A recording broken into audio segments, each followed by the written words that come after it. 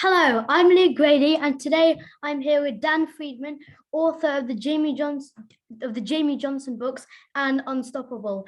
And today we're just going to have a friendly chat about writing. Yeah, Luke, we got in contact, didn't we? Because you sent during lockdown, you wrote your own Jamie Johnson book, and you sent it to me, and it was amazing. So you became an author. How old are you now? 11.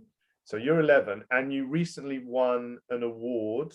Tell us what that award was that you won. It was the York Literacy Writing Festival Short Story Award. Fantastic. So congratulations for that. So yeah, we're two people who like writing. You're 11, I'm 44, but I guess it's the same dynamic, isn't it? It's the same challenge to try and create a story that you're going to enjoy writing and that hopefully people are going to enjoy reading. And I thought it might be interesting for us to talk about it, how we both come at that challenge and how we both try and write it. And maybe I can get some tips from you, considering you're hot off your recent amazing victory. So do you want to start? Have you got any questions, any burning conversation topics about writing that you think would be interesting for us to cover? Well, first, which writers inspired you to get into writing? I guess when I was at school, I didn't think I was any good at writing. So I guess it's different to you because although everyone has their doubts, you must have a certain amount of confidence, for example, to go into that story writing competition. I would never have had the guts to. But I think looking back, I was inspired by Roald Dahl in the sense that those books that he writes are fun, they're funny, they don't try and teach anyone really lessons or morals particularly, do they? They just engage you and entertain you. So someone like him, and then there's also a couple of authors I'm reading at the moment, an author called William Boyd, and every sentence he writes is such a treat to read, you know, like even something as simple as describing a character opening a door and walking into a room. The way this author does it, the style, the words, the way it fits into a certain part of the story, it makes it so enjoyable. And so I guess that's what I aspire to get to, is when every word of a book, it feels like a sumptuous meal that you're devouring and that a cook has prepared for you. And as we know, it takes quite a long time to do that. So I try and read when I'm writing, I do try and read the book of an author that I admire at the same time, not to copy them, but just so that it's like I'm mixing in that company in my mind, you know? Yeah. I've got a question for you, which is, how do you start writing a story? Because I think for me, that's always been the hardest part, is actually beginning. So how do you get going on writing a story? Well, I mean, obviously, when I wrote my Jamie Johnson books, I just carried on from the last Jamie Johnson book of yours, and I just really wanted him to join Liverpool. So in my stories, that's what he did, and in like other short stories that I've written, I sometimes get inspiration from films. Oh, right. Tell us how that works. Well, usually anime films. So how would an animated film help you to begin writing a story? Well, I mean, I think it's just how the characters are like projected and just how they seem and how different creatures come into it and how it's just really interesting. So you would, the thoughts that it sparks in your mind watching one of those films and the characters, the way you understand them, do you then take a character from the film and put it in your story? Well, in my short story that won the competition, there was a sea dragon in the anime film, and I really liked that concept of just like this beast just like lurking under the water, and like you don't know if it's real, you don't know when it's going to strike. I think that's a really good way, isn't it? Because, and I think all stories have to some degree taken on that idea, in the sense that someone else's story or a conversation that sparks something in you, and if you had that curiosity, that's a good place to begin. How much planning do you do for your stories? Uh, well, for the Jamie Johnson books, I had probably 2 good sized pages of planning, and over time that got bigger because planning different chapters and stuff like that. And in the short story competition, I kind of saw, I knew what I wanted to write about, and I just planned the characters and stuff like that. And I think the story was just, I just wanted to do it for some fun. So I didn't plan it in too much detail, but after I finished that, I edited it quite thoroughly and stuff like that. I personally find that I need to plan quite a lot how the story will go, because then that's like, it makes me feel secure. It makes me feel like I've got an idea of where I'm going, and yeah, and then I can sort of pick different parts of the plan to write at different times. Some writers I know don't plan, and so they're like sat there on the journey in the same way that a reader is, not knowing what's going to happen next. Yeah. I think I would love to do that. I just don't think I'd be capable of doing it. Did you have another question? Yeah, well, how do you balance writing about football matches with writing about non-football issues? Yes, sometimes I guess when I've thought about it, I almost try and make sure in a way that like one chapter has sporting action and the next chapter is more about the life of the character, almost like 50-50. Yeah. You know, because I think that although I love sport, if a story was just simply match after match, all action, I don't think you get the opportunity to then care about the character. Yeah. And know why the match is important. Well, do you think that's also because they don't seem like a real person, because then they don't have a life outside of football? Exactly. Like you need to have the feeling. Let's say someone's stepping up to take a penalty in your story. You need, as the reader, to really care if that character's going to score or not. Yeah. If you're just watching someone you don't know in the story take a penalty, you're not really bothered. Maybe you don't even know whether you should be supporting the person taking the penalty or the goalkeeper. And the way in which we can help the reader to care is by explaining the background. Who is this person? Why are they taking the penalty? What will it mean to them if they score? What will it mean if they miss? What are the what's at stake here? And so you do that by going into the character's life away from the pitch, and then it's a nice balance as well. You know, as the reader, you can enjoy both. Again, it might be a bit dry if you're just reading about someone's life the whole time and there's no action. Then maybe as the reader, you're like, come on, I want to get to some action. Yeah. So I personally think it's quite nice to sort of say one chapter on the pitch, one chapter off the pitch. What about you, like in terms of when you've written sporting action, how do you try and make that, because it's notoriously actually quite difficult to write sporting action in a story. How do you try and make it exciting and realistic for the reader?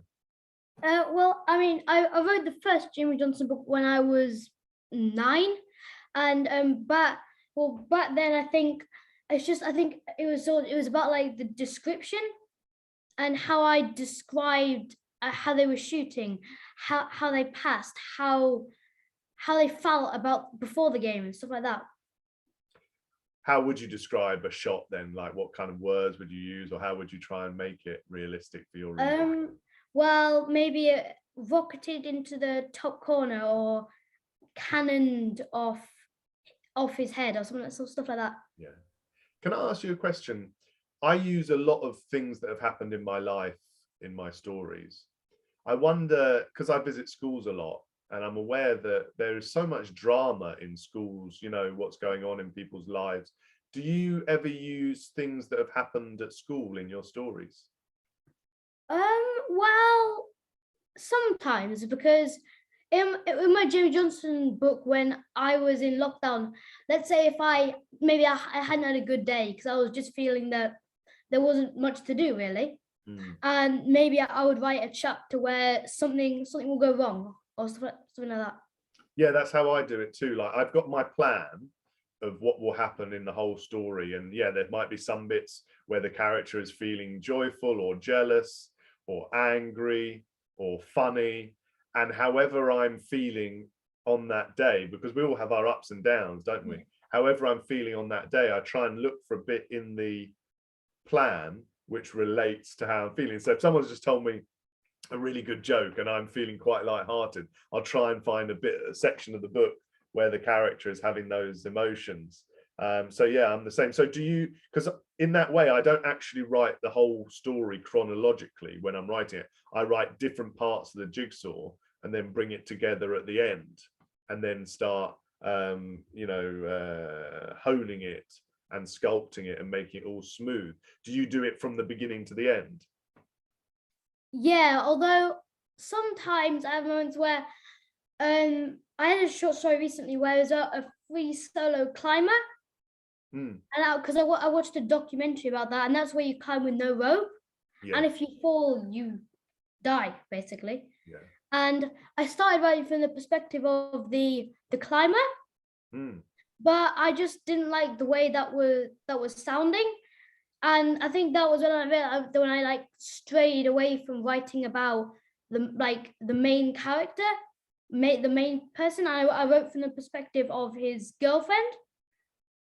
That's really interesting, isn't it? Because yeah, we can do our plans, but then if an idea comes to us while we're writing, even if it wasn't part of the plan, if it's a better idea, we should be flexible enough to change course in the story.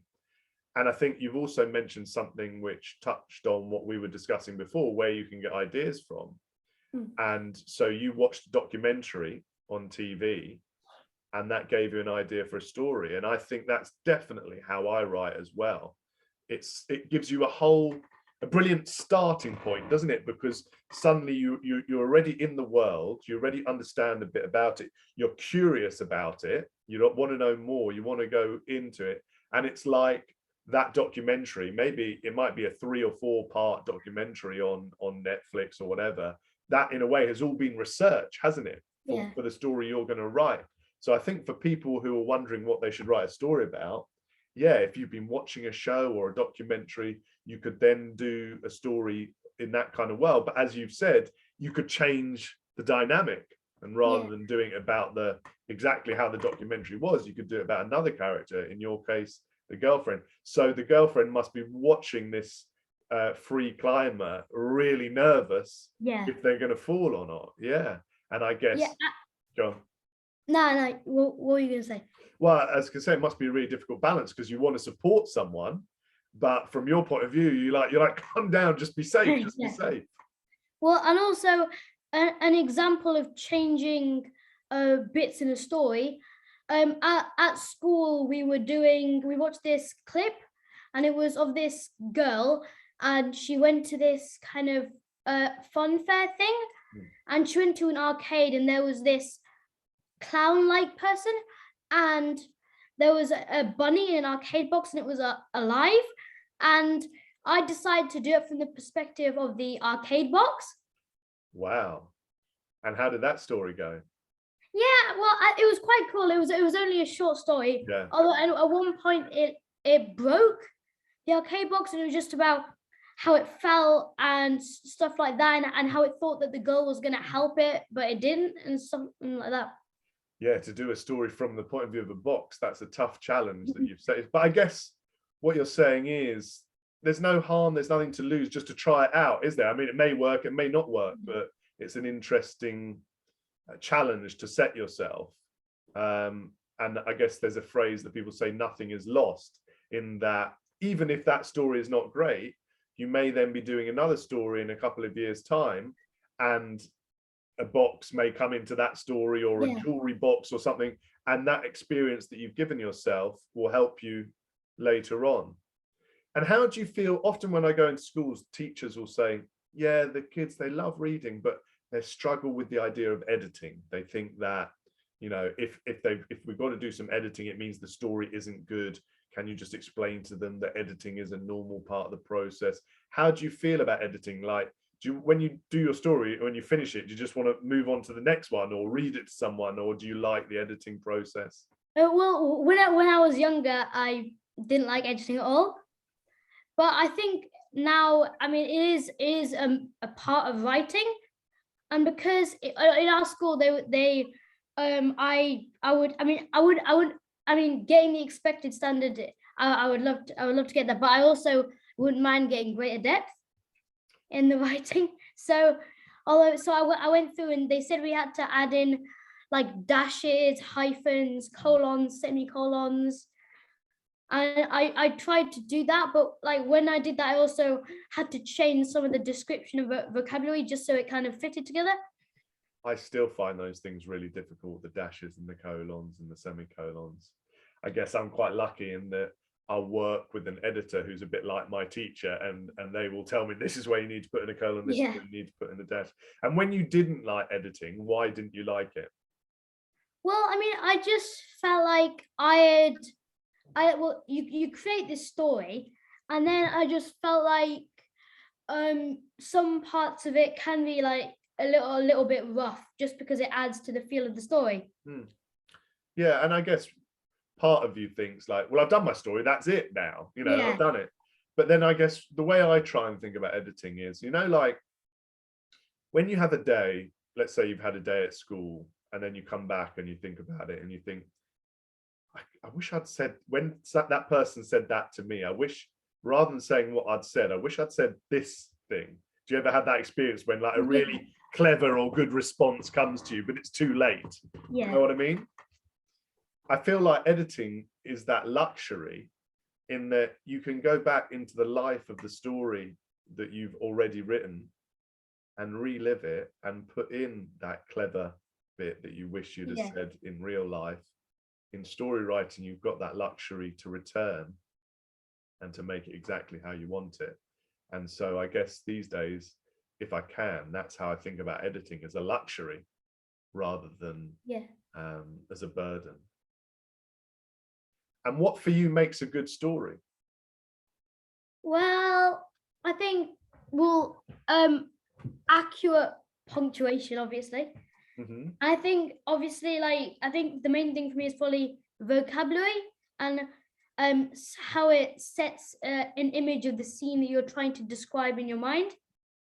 Okay, yeah. So transforming what you've got into your mind onto the page in the right way. What do you think about dialogue? Like, because how people speak, I think it's quite key in a story, because it takes you right into the action, rather than saying Luke was excited that day. If you say, wow, said Luke, you know, this is, you know, you're right into the heart of action. Well, but you can get dialogue wrong, can't you? How do you try and make it realistic? Well, I mean, I think it depends on how you say that someone says something.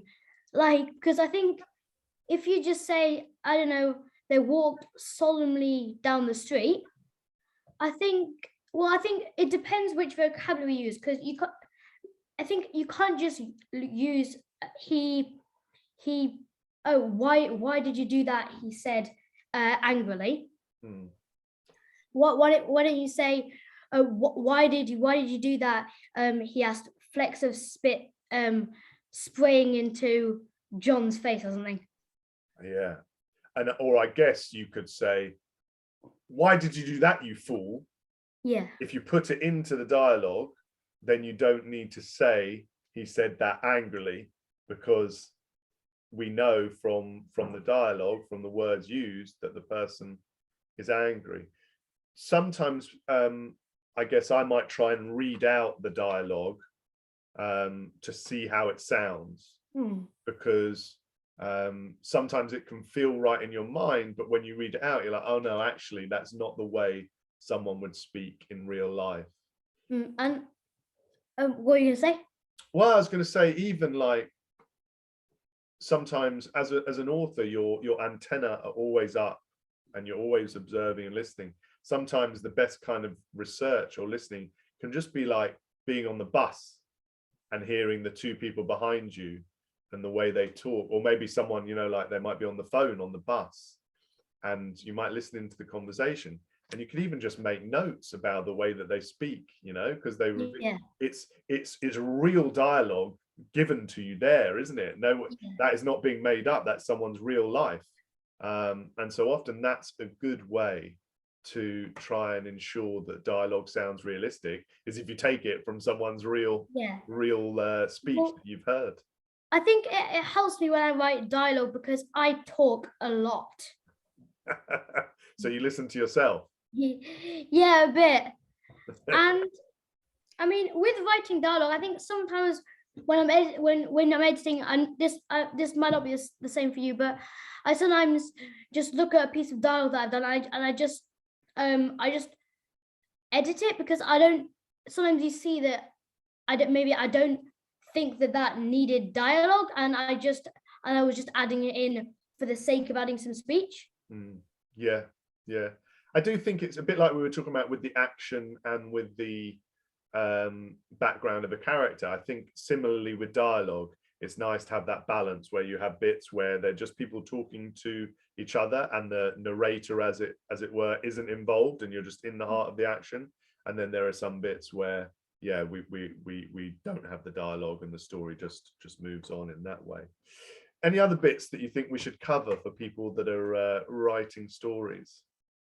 Well, in your books, why did you move from writing mainly about football to writing about other issues?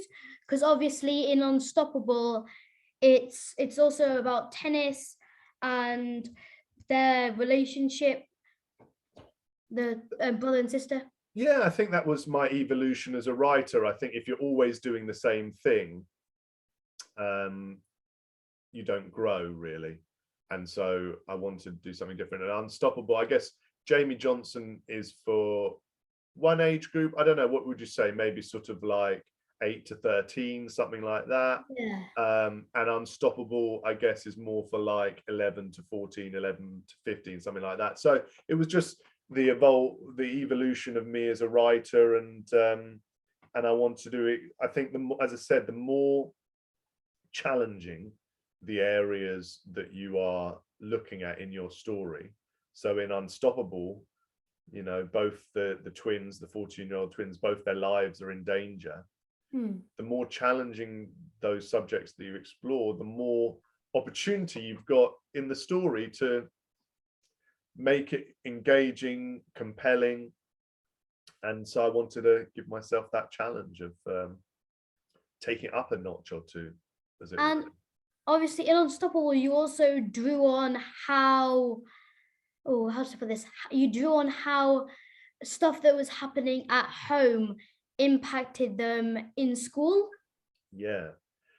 Every day I have to remind myself of what people are going through. And I think this is a really interesting part of story writing, is that everyone has got stuff going on in their lives. Like, to give you an example, last night I was just sitting in a pub quietly and there was some music going on. I was with someone, and then these people got up and they started dancing. They were quite loud, and my initial reaction was, you know, you could sit down, like, you know, you're sort of taking the attention from, like, not, it's not all about you kind of thing.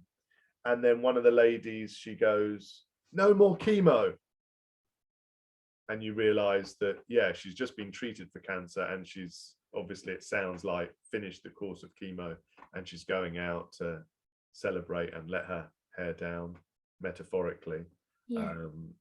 And how ignorant it was of me to not realize there might be a reason why she wanted to go out and yeah, have a good time, and she didn't really care whether there are other people in the room who wanted to be quiet or whatever. This was her night, and she was going to. And so I guess with Unstoppable, it was that same idea that these kids, Kane and Roxy, have got so much going on at home. The dad's just lost the job in the family, the mum's working all hours, there's tremendous rivalry between them as athletes, and those kind of challenges at home come out at school. To give you another example, I might be in a school giving a talk, and there might be a girl in the second row literally falling asleep while I'm talking, and I might think that's a bit rude. And then the teacher takes me aside at the end and says, just to let you know, that girl, her mum's in hospital at the moment. She stays up at night looking after her younger brother. So when she's in school, we give her a bit of leeway. And I think that really often stories are about having the opportunity to see behind the superficial. Yeah. So what we first see, whether it's that woman making a lot of noise in a pub, or whether it's a girl falling asleep in front of me in school, that's almost like the beginning of the story. But then we sort of go back and we understand how we've got to that point. And that's a story. And for me, the best stories are the ones that make you feel emotions and that make you care. And in both those cases, I've gone from feeling slightly offended or angry to feeling absolute compassion for that person, sympathy for that person, and looking at myself and thinking, God, I've got so much to learn, you know? Yeah. And well, I think there are people that well, sometimes I think when people act out and maybe fighting and stuff like that, I think that's bad, but like you don't know what's going on at home. And that's a great story, isn't it? Like, you know, we were talking about where stories can come from. Like for me, when you say that, that immediately gives me an idea for a beginning of it. Like you could have a story beginning with a massive fight, couldn't you? And then we sort of go back and we see, well, what has started this, and why are these people acting in this way? And you've potentially got a whole story there, as you say, from the way in which people act out and why do they do it. Well, Luke, is there anything else? We've covered quite a lot of ground, haven't we? Was there anything else or any tips that you think we should give, or challenges that you find difficult? Anything else that, let's say, for someone your age who's looking to write a story, that you think we should bear in mind in terms of story writing? Well, I've got one more question. Hit me. Well, it's how do you balance different character personalities so they work together? And as an example of that, if everyone in a story is really happy and everything's going right for them, then you wouldn't get that element of drama with something going wrong or somebody getting hurt or something like that. I agree. And I think, as you say, if you've written a story with one person and their whole life is perfect, there is no story. So I think story is about the ups and downs. A lot of stories, maybe you've discussed this in school, a lot of stories are about a character or characters with a goal, something they want to achieve, and the obstacles in the way of that goal. Well, you know, that kind of tension gives you a story. Go on. And in your Jamie Johnson books, it's injuries and some of that, isn't it? Injuries, but then also antagonists, like that character of Dylan Simmons, who like tries to stop Jamie, and maybe because he's got his own problems at home, Dylan doesn't want Jamie to succeed. So I think, yeah, in a way, it's quite nice to start off with a character or maybe a couple of characters and the goals and the obstacles, and then think about the other people in their world around them, the people they know, families, friends, perhaps enemies. And so you start to build a world. Personally, I quite like to have the group of characters to be quite small, because I like to get into each of their lives rather than just have someone who doesn't, because you don't know so well. Well, I mean, sometimes if there's too many characters, you just have to go to the start of the book again just to find out who they are. I agree. And we don't want to lose our readers, do we? Like sometimes I've had exactly that feeling when I'm reading a book and I get to like page 7 and they've already talked about 7 characters, and I'm like, what, who's that? Yeah. And you might lose the reader. So I think that's one of the most important things of story writing, isn't it? Is keeping your reader with you. Any tips on that about how to keep your reader with you? Well, I think it's just, well, I think I try not to describe stuff that don't really need to be described. And if there's dialogue, I think it's good to try and move the story on. I agree. Keep the action going, and every scene really should take the story forward, have a bit of action, and in doing so, reveal a bit more about the characters that are in it. And it can even, I like to keep my chapters nice and short often. So you're just like, right, we'll come in. What's happening in this scene? Why is it happening? Who's doing it? Who's saying it? How they're feeling? Right, let's move on to the next. Yeah. Right. Well, Luke, it's been absolutely brilliant talking with you and talking about the art of writing. And it is an amazing thing, isn't it? It's like a kind of magic. If something doesn't exist and then you create a story and you put it out there from nothing, you've then got a story. And stories can change the world, can't they? They can change us as people. So to create something that has that power, it's an amazing feeling, isn't it, to write a story? Well, I mean, also it feels like you can make whatever you want to happen, because I mean, we were all upset when England didn't win the Euros, but you could write a story where England did win the Euros. I agree. And when you're younger at school or at home, when you've got parents there and people around you and they're saying, go to bed, or now it's time for your homework, or stop eating that, or do eat that, it's quite nice in a story to be in charge of the whole world, aren't you? You're the boss of everything. Right. So you're going to go off and do some writing? Yeah, definitely. Are you feeling inspired? I like that idea. When you just mentioned about a fight and why people might get into it, I think, there is just something, or even as you said about the free climbing and watching a documentary, it's a lovely feeling when you have that sense of, oh, that could make it into a story. Right. Well, I've loved this conversation, and maybe we'll speak again in due course when you've done your next story or I've done a next book, and we'll talk some more. Yeah, this has been a great experience. Thank you so much for this opportunity. Really enjoyed it too, and I hope anyone who's watching it, maybe it's helped them a bit in their writing as well. Yeah. Cheers, Luke. Cheers.